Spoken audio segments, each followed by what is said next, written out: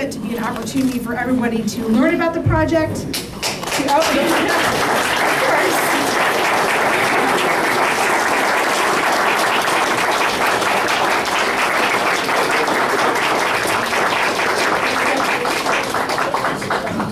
That was for you, Eileen.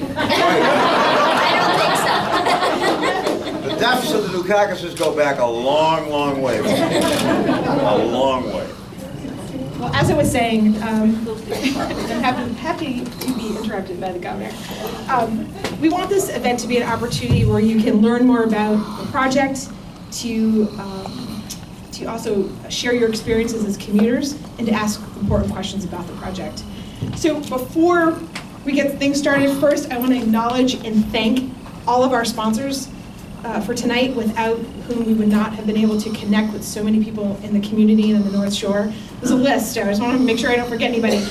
First, the Office of Mayor Driscoll, the Office of Congressman Seth Moulton, the Salem Chamber of Commerce, the North Shore Chamber of Commerce, the Salem Partnership, Salem Main Streets, Salem State University, the Massachusetts AFL-CIO, the National Association for Railroad Passengers, and last but certainly not least, and one of the North-South Rail Link's longest advocates, and that's the Massachusetts Sierra Club. So thank you all. You all deserve a wonderful round of applause. Thank you.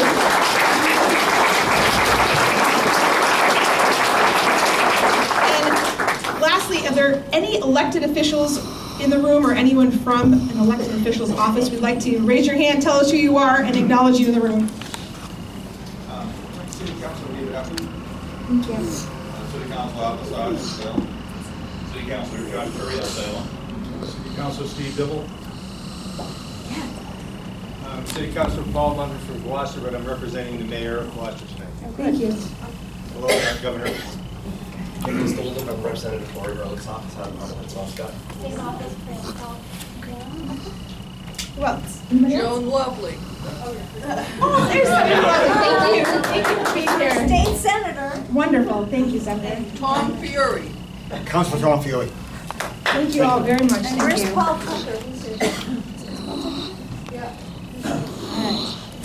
Well, now I'm going to turn it over to my colleague Joe Aiello, who's going to introduce us all to our great panelists tonight. So thank you again.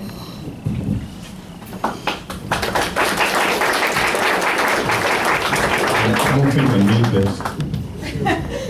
Good evening, everybody. My name is Joe Aiello, also a member of the Citizens for the North-South Rail Link, former students of Governor Dukakis. So I kind of got twisted up in all this. He's kind of like the boss now.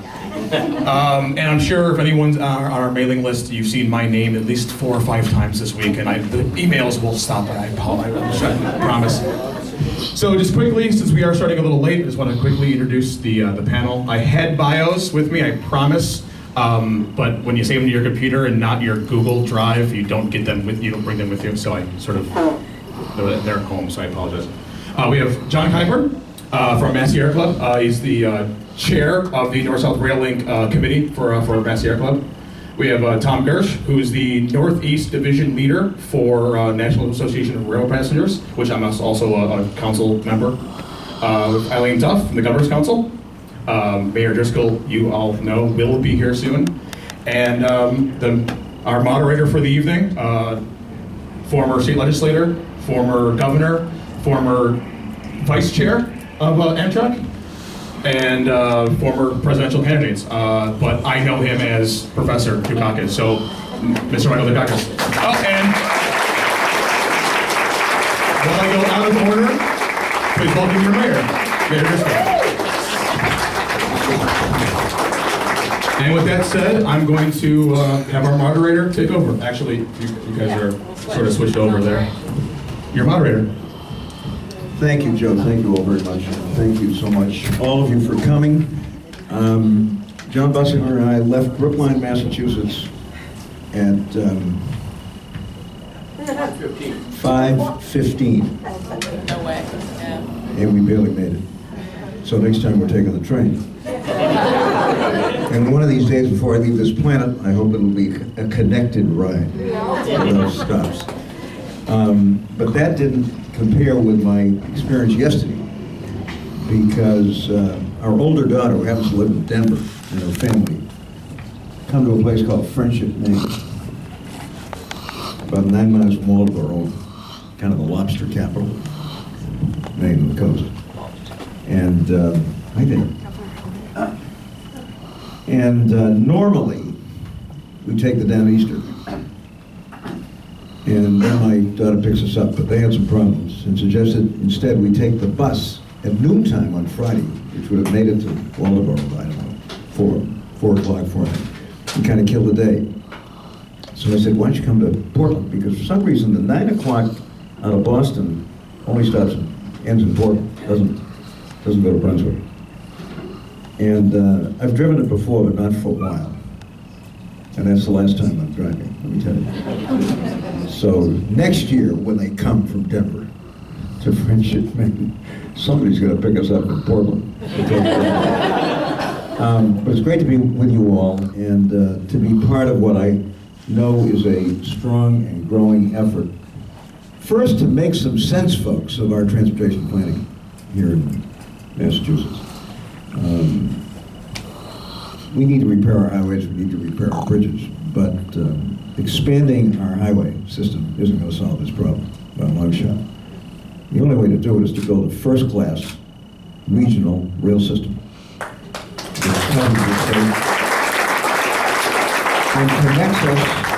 and connects us to our neighbors.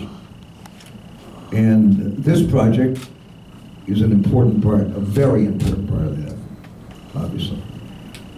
Because without it, we have not one commuter rail system, but 2, with no connection. And the transformative nature of this project, folks, as the Congressman has said repeatedly, cannot be overemphasized. It will have an extraordinary impact, not just on us here in the eastern part of the state, but we've got folks in the province of Quebec who want a high-speed train from Montreal to Boston. 3 hours, what do you think? Boston, think about it. I mean, think of the economic as well as the cultural and tourist values of that kind of a project. Now, the rest of the world, that's what they're thinking about. Here we're spending $3 billion on supersonic bombers, 100 of them. And whatever one thinks of the current state of the world, and for that matter, the nation, I'm not sure who has come or gone in the last 24 hours. The fact of the matter is that this is the kind of investment we ought to be making, not just here, but, and let me just say this without going on any great length, because we've got some very good people here. As some of you know, though, I teach full-time and have for the past 26 years at Northeastern. Kitty and I, great institution. Kitty and I drag ourselves out of New England, difficult though it is, at the end of December. And I teach for 3 months at UCLA. It's a terrible burden, but somebody's going to do it. And since 2 of our 3 kids are in the West, it gives us an opportunity to spend time with them and our grandkids and stuff. Los Angeles, California, folks, is the city in this country that is probably investing more and taxing itself to do it, to build a new first-class rail-based transit system. And it is already transforming the city and the region. I mean, it's remarkable what's happened there. And they're going ahead with it. And it really has made already an enormous difference. The so-called Expo line, which runs from downtown to Santa Monica, has been open for a year and a half. It is currently carrying 64,000 people a day, which is what it was supposed to carry in 2030. And it's been open about a year and a half. Tells you something about what these investments can mean. And they're investments. These are not just throwing money around. These are investments in our future. If you're interested, front page of the New York Times today talking about the Crossrail project in London and what it has done already to transform that city and that region. These are investments in our future and they're very important. Okay, I'm going to shut up and do the best I can to do some mild moderating. Some of you may be old enough to remember when I was the moderator of something called the Advocates on Public Television. It goes a long time ago. So I've got a little bit of this, but with this group, we really don't need a moderator. So I want to begin by introducing the mayor, who doesn't need any introduction to any of you. And then, rather than have each of these folks give us a speech for 10 or 15 minutes, ask them a question, ask them to begin discussing that together, have a discussion up here for maybe 25 to 30 minutes, and then go right out to you guys and ask not just for your questions, your input, concerns, and things you think we can do to move this project along. As you know, one of the folks who's been working with me on this, a guy named Bill Weld. We agree on some things, not on others, but he and I practiced a lot together. In fact, he was a rookie lawyer in my law firm, and I was the guy who was responsible for the young associates, so we've known each other for a long time. A very strong supporter of North South Railroad, and did a lot of work as governor to get this thing teed up. Work which is still valuable. In any event, let me begin by asking the mayor of this great city to kick this off and to thank her for an excellent op-ed piece a few days ago. And then we'll begin to have a discussion. So, Kim.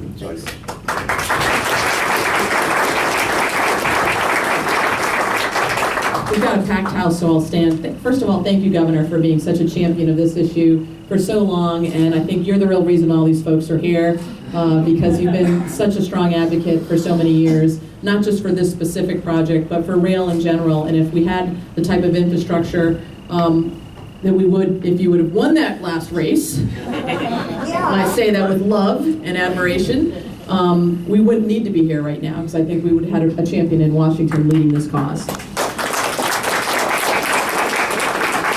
So I want to say thanks to everybody who's come out for this issue. It's hard to get behind just a big, bold idea without necessarily knowing if it's ever going to come together. And I think the fact that we're sitting in a packed room means how important rail is, but in particular this project. And I really want to recognize some of our other elected officials, Senator Lovely, who's joined us, Representative Tucker, Representative Walsh, a number of our city councilors are here as well. Councilor Dibble, Councilor Turiel, Councilor Sargent, Councilor Fury, and Councilor Epley. Those are the ones I saw at the top of my head. That's almost a quorum, and I think it speaks to both the state level and the local level. We think this is an important project. You know, here in Salem, we have become a bit of the hub in terms of the transportation center, especially these last 3 weeks with the trains all being closed, more so than we may have wanted to. But every day we've got 31 trains and 16 buses that go through the Salem MBTA station. We know how important that is to the people who live here, to those who are trying to access Boston, whether you're a resident here who works in town or somebody who lives south of us and works in our region. That train line is critical. We also know that north of Boston, there is an inequity that exists. If you're traveling into Boston, you have to pay tolls north of Boston. It's one of the things that I think, for those of us in this region, we're supporting a lot of the cost of the infrastructure, but not necessarily getting the full bargain. You don't have those same inequities on the South Shore. What excites me about this project, I'd say a couple of things. One, the ability to connect residents north of Boston with opportunities on the south, and to connect residents south of Boston with opportunities in the north. We really recognize that when these systems dead end, it becomes no man's land. We've got a ferry service. We love having intermodal options. We've got a ferry service that goes to Long Wharf. We'd love to have another ferry that goes into the Seaport District, given all the growth that's happening there. But when you think about big, bold projects, when somebody said we're going to bury the Central Artery, we're going to actually undertake work to dig a new tunnel through Boston, it was hard, it was difficult, it was over budget. It was something that I think we all, when you were going through it, thought, is it going to end?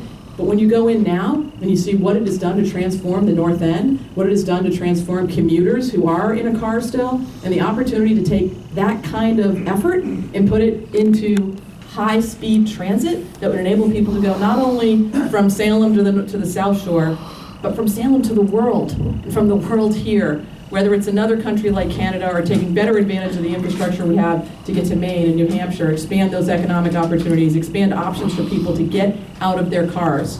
The best part about the Central Artery to me is not the speed of light that you travel through Boston now, which is great, could be better, but it's that quality of life that people who live in North End and Boston now have. A wonderful greenway, an opportunity to enjoy not thousands of cars choking out the emissions in those neighborhoods, but a chance to experience better transit, better roadway infrastructure, and better quality of life. And I think that's what this project really offers all of us. If we have more options to get from the north to the south, especially for folks who are burdened by the tolls here on the north and sometimes the lack of adequate options, we're going to see better transit, better roadway infrastructure, and better quality of life all around. So I'm going to stop there because I think we've got lots of distinguished panelists, and I'm just so grateful that we've got a good turnout, and most importantly that we can keep pushing this forward. This is hard. There'll be it's way easier not to do this, right? It'd be way easier just to say, bag it. We've got buildings we've got to move. It's too hard. The technology doesn't exist. This new tunnel thing, I'm not sure. It's really expensive. That's not in our best interest. And it's not going to be those of us who are in this room right now who are really going to benefit from it. It's going to be our kids and our grandkids who aren't going to be sitting in hours and hours of traffic as this area continues to grow. And in fact, if we don't do something like this, we're gonna pay the price of that, because people still want to be here, right? They still want to come to this region. They're still going to want to develop the South Shore. We're still going to want to connect people to opportunities. That's going to happen. It's just going to happen in a way that's going to impact our quality of life. So we've got to think big. We've got to think bold. We've got to be willing to put it out there and keep pressing the flesh. All in events like this, we're the ones who are going to make the difference. If this keeps moving and hits those different milestones, to say this is worth it. It's worth it for those of us in the north of Boston region. It's worth it for those of us in the south region. And most of all, it's worth it for those in greater Boston in particular. Because right now, that dead end, those are the folks who are paying the major price as well. So thanks for being here, and let's continue the conversation, and most importantly, the pressure to keep this happening. Okay, I'm going to sit, and I suggest you guys sit instead of bouncing up and down. I want to spend the next 20-25 minutes with a panel talking about two of the many important questions that are involved here. One is this gateway cities thing. We keep hearing these days about gateway cities. What are these gateway cities? We're in one of them. And why is this particular project so important to the gateway cities all over the region? And the second thing I want to talk about is the kind of new technology that not only makes this project much cheaper, much faster, and much more effective, but also can transform your train ride in a way that I'm not sure many of us appreciate these days. So, Eileen, let's start with you, and then we'll go right down to Tom and John. And let's talk a little bit about gateway cities. What are they? Why is it so important to the state's future? And why is this project so important to them? Far away. Daron. I'm on, okay. Well, I think everyone can see me. Gateway cities, as we know, are cities where they're gateways, to the economy, to the rest of the state, and connecting these cities to the rest of the state through great public transportation doesn't just create easier transportation, it creates economic quality and opportunity. And that's something that we really need to see and talk about as part of this public transportation project that is before us right now. It's, as the governor said, the ways that we're going to be moving people, I mean, if you're following anything that's going on in California right now, we're way ahead of anything that the type of train systems that we've seen in the past. We're really ready to leapfrog into the next level. And Massachusetts can't do it until this very first step with the North-South Rail Link gets built. Now, to me, it's not just the economic opportunity, but it's the fact that Massachusetts, I think, is uniquely positioned to leapfrog the entire country, if we wanted to, with a great public transportation system. We have the technology here, we have the incubator companies here, we have the brain power here, and we're not that big of a state. We're financially, frankly, we can't afford not to do this. It's a multi-billion-dollar project, but it's really nothing compared to the ROI, the return on investment, if we do this type of work. And the North-South Rail Link is just the very first step in that entire process. But I see this as an opportunity for, literally, for Massachusetts to leapfrog the rest of the United States with a great public transportation system. And I have to say, one of the things the governor said in his introduction was, you know, not that we want to live in the past and look backward, but if we hadn't spent all that money for 16 years in wars, and we had put that into our infrastructure instead, it would be really, really amazing what we could have. Going forward, we can still do that. And I think that it's not just for our kids and grandkids, I actually think it's for us. I think it's for us as we age in place, as we want to stay in our communities, as we become communities like Salem, where, you know, you can just walk outside and shop and do what you need to do. But if you need to get to Boston, to the hospital, or you need to get up to Maine to visit family, or you need to go to Washington, D.C. for a reunion or some kind of a meeting, you would be able to do that much more easily without needing an automobile with the North-South Rail Link built.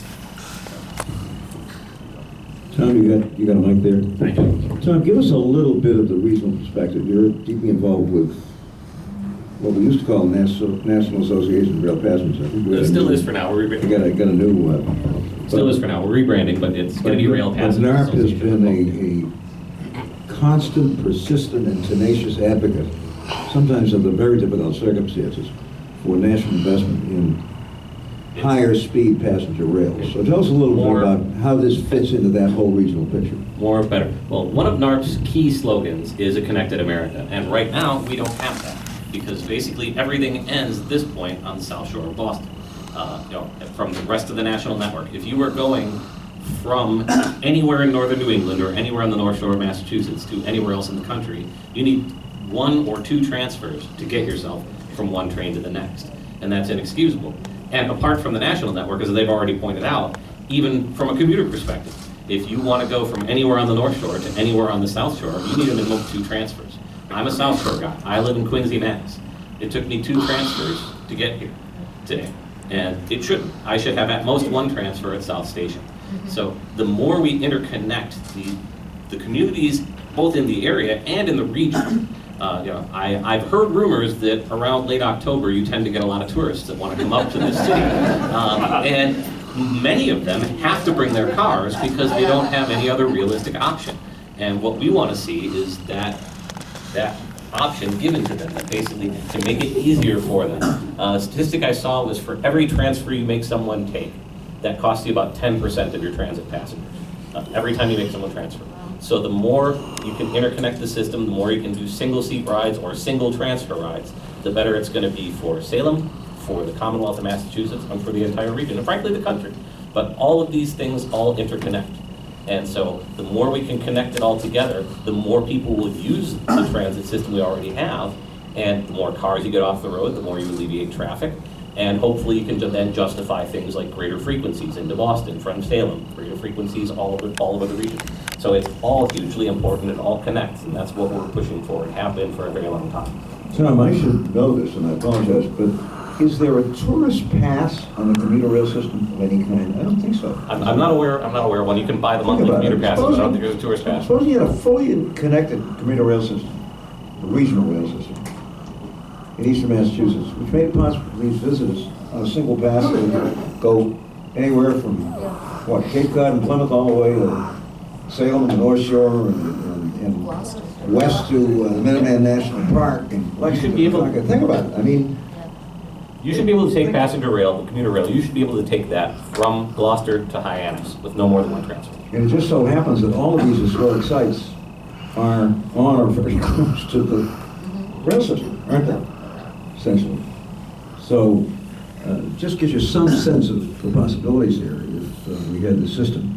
John, you've been at this a long, long time, and a great advocate for it. So, give us your sense of this gateway cities thing and what this means to you. Well, I see it as a form of synergy on several levels, both for the folks in the gateway cities who want to go where currently you need to transfer several times or if you say are offered a job in Braintree or elsewhere in the South Shore, you will drive, because it is just so inconvenient to get from here to there on public transportation. I also see it as a major benefit for those of us who live in the inner city. I live in Roxbury, and in 1987, the new Orange Line opened in my neighborhood. And so for the next nearly 30 years, until I retired a year ago, I would take the subway every day to go to work in Boston City Hall. And when the train pulled into Back Bay Station, there was a wall of commuters waiting to squeeze into my already overcrowded subway car. And so the logic of the rail link sort of just hit me on the head, although I'd heard of it initially back in the 1970s. It was going to be part of the big dig at the time until it got cut out of the budget. And then basically it was a good idea that kept coming back, and which is how one of the reasons I became involved with the Massachusetts Sierra Club.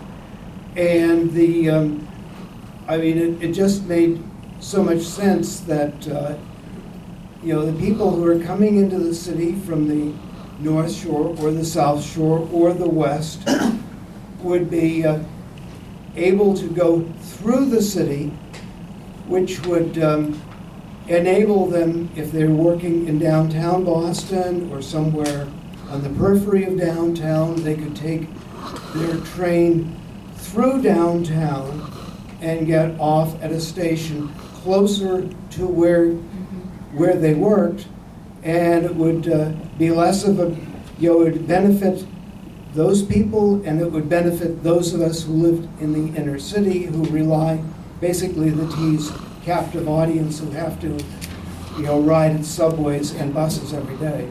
That's an excellent point that you make. Kim, the impact on a city like Salem. Talk to us a little more about this. What do you see happening with this kind of major investment?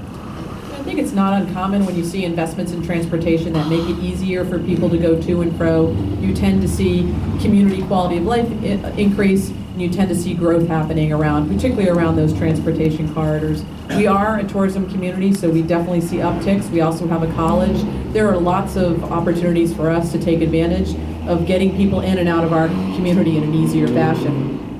Salem's roads were built for horse and buggy. They're not built for the level of population that we see and the level of interest in people living here. We're doing all that we can locally to create complete streets and alternative ways to get around. But most of the economic benefits for people who are living here right now are outside of our community. The majority of people leave Salem to go to work.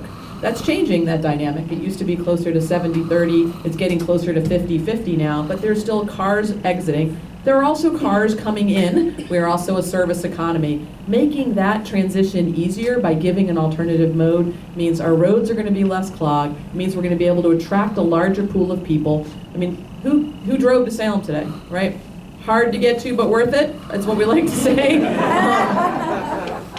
It would certainly open up economic interest here and also open up economic opportunities for people who live in Salem to go elsewhere. And that's on the list of every gateway city, where gateway cities are the places many times that used to have an economy built around themselves, whether it's Lowell or Salem or New Bedford or Holyoke. You could go out west as well. Think about having an interconnected group of gateway cities that could work together to leverage both the employment needs here, the employment opportunities within and among ourselves. It's possible, but it's going to take effort and constant positive pressure for projects like this and not being able to think boldly. And I think that's a really key piece of this. There's more naysayers who would say this will never happen, it's too hard, it's too expensive, it's too complex. And we need to keep reminding people that just the alternative is true. And this is possible and doable and beneficial and something that we should all be hoping for and be receptive to. And I think especially these older communities. You know, as John was talking about the history of this thing, I couldn't help going back to my first term as governor, when I appointed Fred Salvucci as my Secretary of Transportation. And we began to try to do some things, including first eliminating a lot of ramps in the central artery. You have no idea how many ramps were in the central artery at that time. So the first thing we did was begin taking down some of them, so at least you could look underneath the artery and see the harbor for the first time, because you couldn't see the harbor. And then, several months later, Fred came to me, he said, I don't want you to get excited, but I think it's time we seriously consider putting the central artery underground. We're in the middle of a terrible recession, folks, far worse than the thing we just went through. They were calling us the new Appalachia, Frost Belt, Sun Belt, and we were in terrible shape financially. We had the biggest state deficit proportion in the country since 75, 76. And I said to Fred, Fred, this sounds a little, I'm with you on most stuff. He said, we're going to take one of those lanes and devote it to a double rail line that will finally connect North and South Station. Well, we knew who he was talking to. When he said that, he got me, right? So we launched into this thing, big support for the big dig with a double rail line. And frankly, I had never gone for the thing if it hadn't been. So we go to Washington, and there's a sainted man named Thomas P. O'Neill Jr., who happens to be in a very prominent position in Congress, and was a big, big supporter of rail generally, transit, this project. But the Reagan administration was not happy, folks. And in point of fact, Ronald Reagan vetoed the legislation for the big dig. And we had to override it. That was not difficult in the House because we had 2/3, right? That was easy. The Senate was tough. And much to my great dismay, in order to get that last vote or 2 or 3, we had to back off the rail piece. And to his credit, Terry Sanford of North Carolina was our final vote, and we got the override, but without the rail project. That having happened, we all know how long it took and how expensive it was. When Bill Wells succeeded me, he was every bit as strong a supporter of the link as I was. And he and his administration, with strong support from Ted Kennedy, who was responsible along with George Mitchell for about $5 million in federal funds, did a great deal of planning, work, preliminary engineering, this kind of thing. And Bill Well remains a strong supporter of this project, and spending a fair amount of time talking to the guy in the governor's office to see if we can get him a little more enthusiastic about this thing. But sadly, to rip up the city, spend billions, and not connect those 2 stations has to be one of our great failures. So now, let's talk a little bit about what might happen in terms of the quality of commuter rail transportation here and around the region if we did this. And Tom, maybe you're the guy to start in a little bit. Tell us a little bit about, tell these folks what a DMU is, an EMU is. What is this new technology, and why is it such an important part of projects like this? Absolutely. So I had mentioned earlier, thanks Governor, I had mentioned earlier about the possibility of opening up increased frequencies. The propeller heady terms that get thrown around are DMUs and EMUs. These are diesel multiple units and electrical multiple units. And the idea is, it's instead of being a traditional commuter rail train, it operates more like a subway train, where your engine also can take passengers. You can do smaller trains. The only difference being whether it's diesel or electric. Obviously, it would have to be electrified to go through the tunnel. But what that allows you to do is run shorter trains at a lower cost, and then run them more frequently. Tom, let me stop you for just a second. These are trains without a traditional locomotive, folks. The power car is the first train. Right. And that's the one that has the engine that moves it, but there are passengers in the first train. Correct. Now, I may be the only person in this room that remembers the Bud cards. Anybody else? Any Bud cards? I wrote it. They were kind of early DMUs, weren't they, Tom? Was that? I don't know the answer to that. You're, Probably. you're such a young I'm guy. a young whippersnapper. No, they were an early version of what we're now calling DMUs and EMUs. Bud cars? Bud cars, and they were made by the Bud Rail Company. I think something else when you say that. Indeed. In fact, they were made in Worcester, Massachusetts for some period of time. And they represented a real investment after World War II by the private railroads at that time to try to compete with these bid-ins that were pouring the highways. Unfortunately, they just couldn't compete with them. They weren't getting any public assistance, and of course, the highways were being built with billions and billions of dollars of money. But we did have them. Those were the old Bud cars. These would be top speeds of 90, 100 miles an hour. I imagine so. And- They'd be very fast. And dramatically cleaner, even the diesels, although the Absolutely, although absolutely. the electrics would be even better. And And you could run these, Tom, you talked about frequencies. You could run these things. That's the important point to make here, is that at that point, it stops being strictly commuter rail. Because when you think commuter rail, you think about people going into work in the morning and going back home in the evening. And now, basically, when you could be doing these at 15 and 20-minute headways. Right. And if you're doing that, now, if you're going into Boston for dinner, you don't have to take your car, Right. because you don't have to wait an hour or an hour and 15 minutes for the next train that's going to get you back home if you missed the previous one. You could have the economies of scale get better because these are much more cost effective to operate, and because they're shorter and smaller, you can run them more frequently with their greater headways and faster and all of those things. So yeah, I mean, it transforms you from having a commuter rail network to a rail network. Right. How about a train every 20 minutes, all day long? And check me if I'm wrong, and I want you to comment on this as well. Once you have that kind of service, folks, it's a whole different transportation experience, and it's a whole different regional investment. You don't need a timetable. Doesn't make any difference when you get down there. You know within Yeah. 10, 15 There's gonna be minutes, another one there'll be in 20 another minutes. train. Yeah. And it's a very efficient use of this equipment, because it's not sitting around waiting all day That's- long for the... That's exactly the You're point. The mayor just asked a question, and it's a good one. She asked, why can't we do that right now? And the answer is because North and South Station right now are stub end terminals, the train has to sit there and be turned over for service and turn around. And while it's doing that, it's occupying space on the platform. If you're extremely lucky, 20 minutes just to sit there to get the thing turned around. Probably more like half an hour most of the time just to get the thing turned around. If, however, you can run through the tunnel, through and basically turn the train around in the suburbs at the end of the line, that's a much more efficient way to do it. And where everybody's wanting to go in the heart of town, you're not having to stop there and occupy track space. So thanks for the question, Mr. John, what about some thoughts on this? Well, currently, MassDOT is proposing a scheme to enlarge South Station as a stub-end terminal from currently 13 tracks to, I believe, 20. It would still replicate the problem that it has now of being a dead end. The trains have to lay over.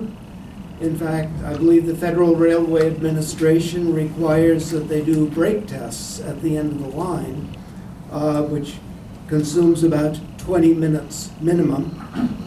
They would also require several layover yards that would consume a lot of real estate, particularly around Woodette Circle and the Newmarket area of Boston, and also in Reedville down in Hyde Park, and possibly also at Beacon Park Yard in Alston, where they would be storing these trains in the middle of the day. Now, if you had trains that ran through from one end of the line to the other, they would lay over at the ends of the line at the periphery.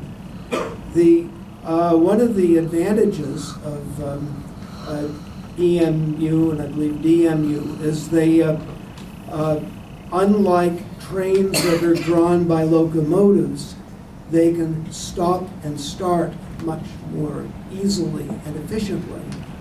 They, when you have a locomotive drawn train stopping every couple of miles, say in a line like the Fairmount line through Dorchester and Hyde Park, that's extremely inefficient, extremely polluting. And the logistics of running the EMUs and from one end of the metropolitan area to the other, essentially you are creating a second subway system. Eileen, some thoughts on this? Yeah. No, this is fine. One of the things that I think we need to always remember is, because people talk about how much it's going to cost and the disruption and everything, this is really about moving people. And once you can move people from one place to another, then the rest of it just really falls in place. And I've actually had this conversation on more than one occasion with the current Governor Baker, that it's really not about what this costs, because we frankly can't afford not to do it. But if we can move the people, then the economy will naturally grow by itself. I mean, it's been proven over and over and over again. If you've lived in a city, a big city where you haven't needed to have an automobile, like New York or London, or at one time even San Francisco with the metro that they have out there, you understand exactly what you're talking about. You just go to the station and the train will be there, and you don't wait very long. And it just absolutely happens. And it does mean that people who can't get jobs in certain places will now be able to get those jobs. It means people who can't access health care or education or any other kind of services, shopping for that matter, will be able to get to these places much more easily than they can right now. And it's really just such a basic premise, but I always try to boil it down to, it's just really about moving people. And that's one of the ways that I like to look at it. 2 points, and then we'll move on to you guys and have a discussion. First, I don't say the problem affordable housing is hitting us. And I suspect Salem is seeing very rapid increases in housing. One of the things these gateway cities do is provide, in many cases, substantially less expensive housing. And what the rail system does, connected, is make it possible for people to Exactly. buy or rent housing in those communities and get the jobs. Now, it's very difficult, folks. Secondly, labor mobility. If somebody in Brockton gets a job in Woburn, they probably have to move. Wouldn't have to do it with the two stations connected. Wouldn't have to do it with North-South Rail Link. You get on a train to Brockton and go to Woburn, home at night. So these are really very, very important advantages we have, and it's another reason why this ought to be a really unifying force, it seems to me. And I hope we can make it that. Okay. Questions, comments, thoughts? Yeah, tell us who you are, where you're from. Jeff Cohen, Salem. We talked a little about synergy, environment, and technology. So Cambridge has a resolution called the Zero Car Resolution.